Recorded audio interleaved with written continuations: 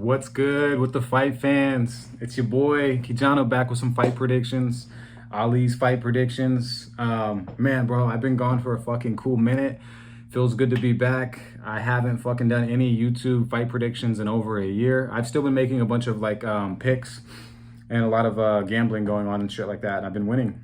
I've been on a pretty good win streak for the past few months, so that's been looking good. But yeah, man, I'm excited to just share some of my picks and get back on here, dude. I just moved to Southern California, originally from Northern California, and there's just a bunch of other shit in play. I had school, a bunch of work, and a bunch of other things, training, all this other shit. So I just want to fucking get back to this. I was on my YouTube, and I just realized I hadn't been on here in a fucking cool minute. But enough of the rambling. Let's get into these fucking fight predictions.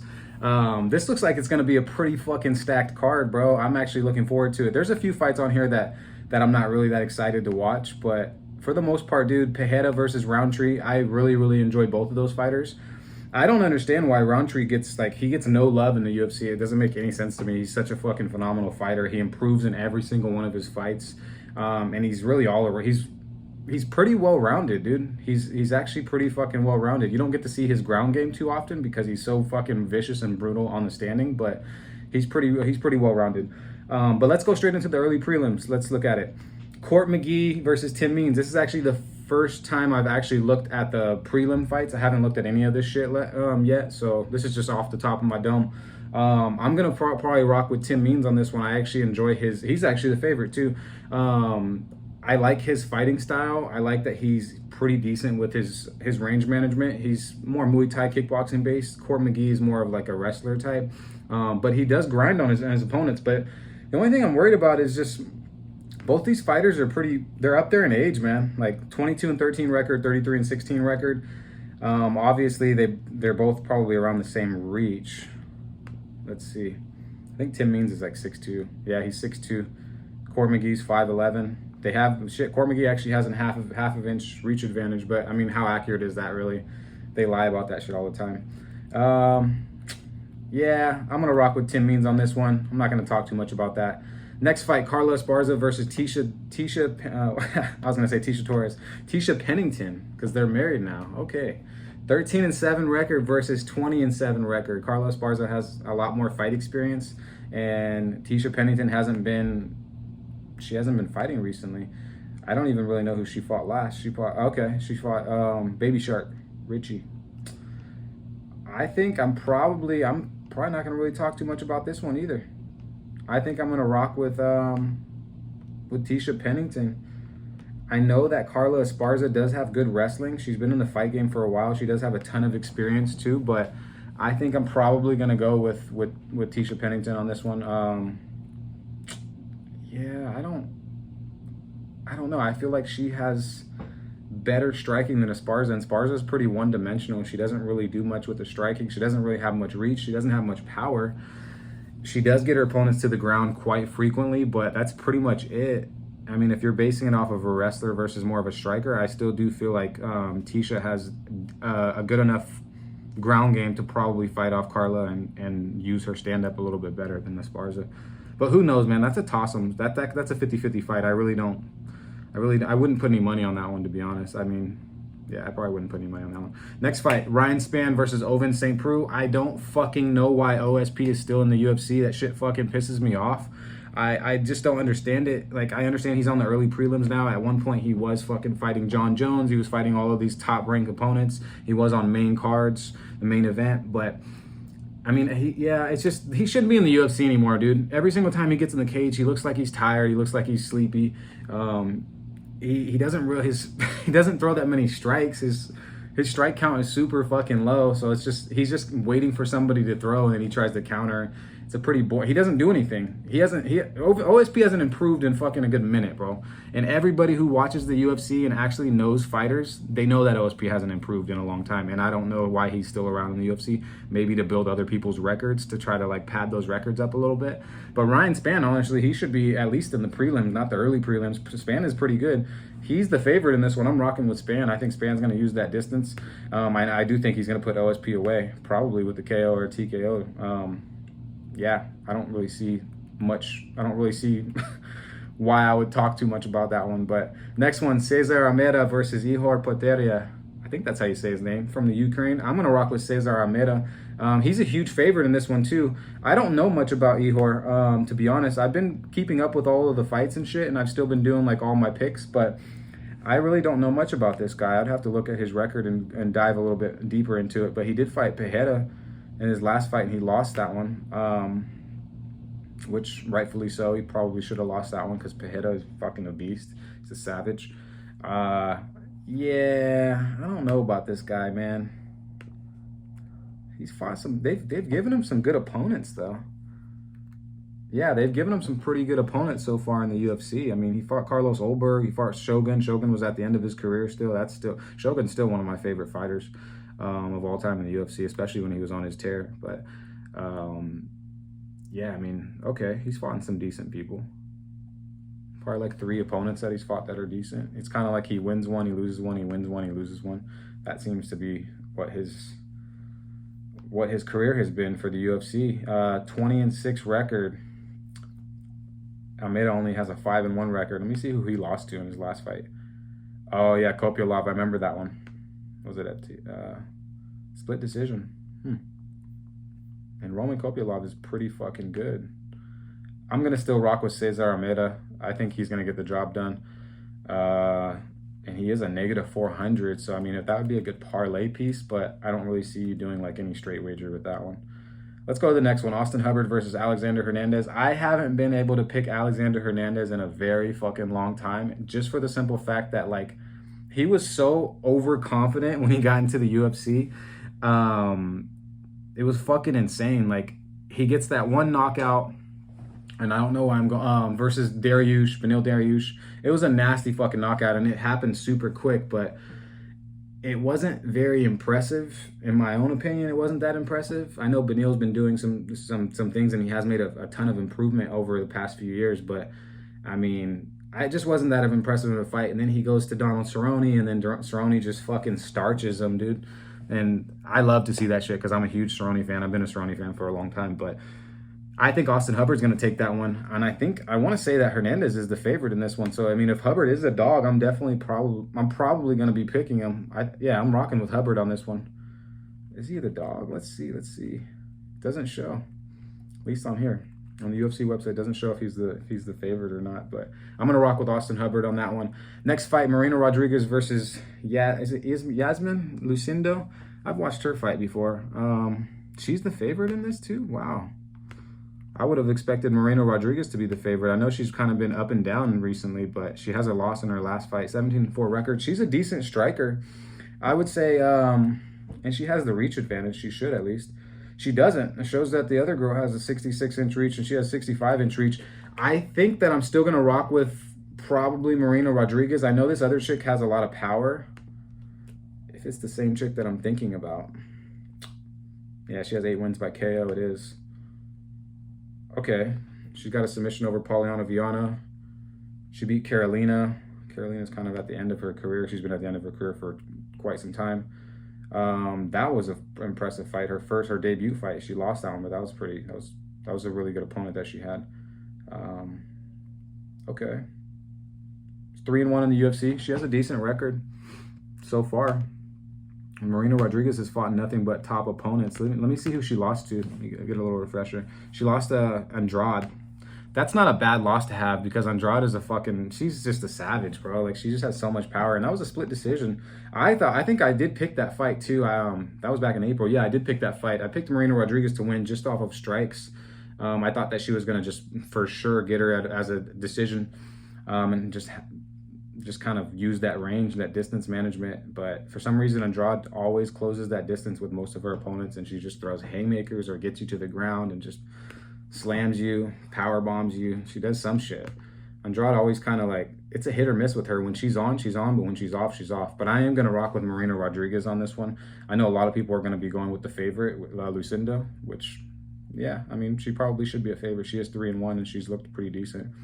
Next fight, Stephen Wonderboy Thompson versus Joaquin Buckley. Man, I like both of these fighters. I know a lot of motherfuckers don't like Joaquin Buckley just because he's so raw and uncut, and he kind of just says whatever the fuck he wants, and he doesn't give a shit what anybody has to say, which is dope. I like that shit. But at the same time, like, I am going to rock with Thompson on this one. I think Thompson's striking is just too fucking good for a lot of these people. And he's the underdog. He's a plus 170. I know a lot of people that are going to be rocking with Buckley because of how much power he has.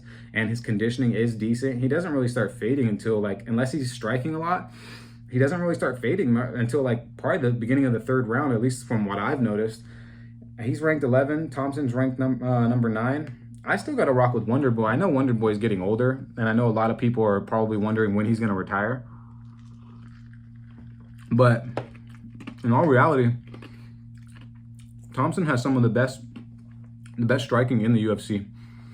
And if you say otherwise, then you just don't know shit about striking, because he really does. And everybody knows that. Everyone knows that. His fucking range management is insane.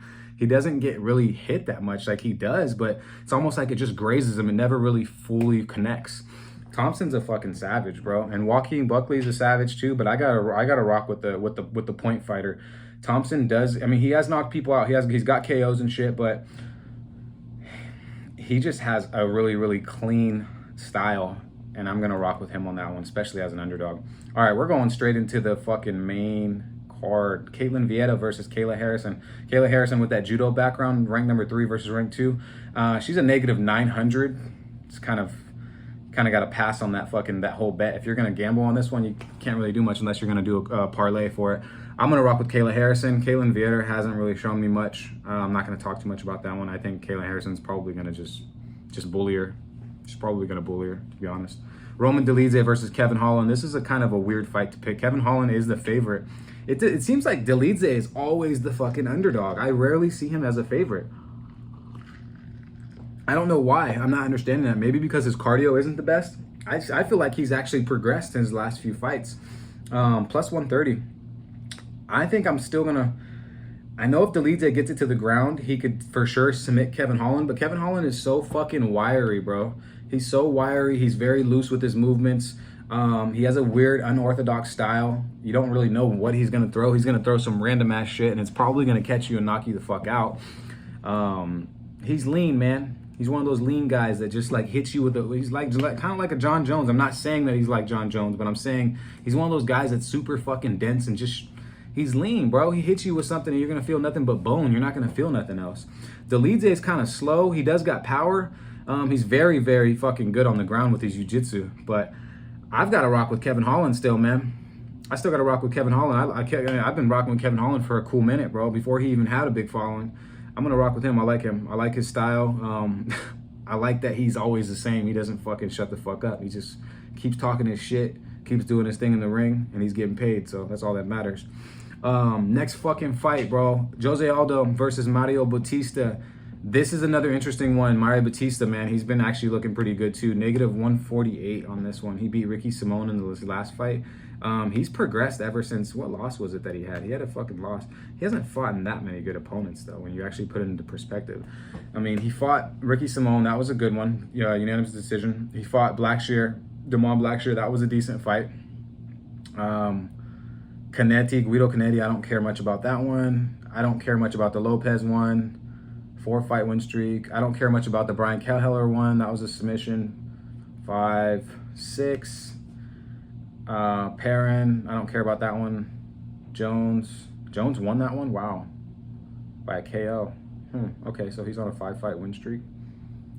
He beat Johns. I remember that KO. That was actually pretty brutal. Everybody picked Miles Johns in that fight, and Batista was like a plus 200. I remember that one. I think I even picked Johns in that one, and it fucked my parlays up. But it does seem like he has progressed a ton, especially recently, with everything. His conditioning is on point. His striking has gotten better. His head movement, everything that he's been working on, you can tell that it's gotten better. And Jose Aldo, we all know that he's at the end of his career. It's dope to see him still fighting. He's been here for fucking forever, man. It seems like he's been here since I was just a little kid. And he's still ranked number 10, which is fucking phenomenal when you think about it. And you put it in perspective of all the people that he's fought and all the up-and-coming fighters that he's still fucking going against and still outperforming. I mean, you got to put respect on his name, bro. You can't really...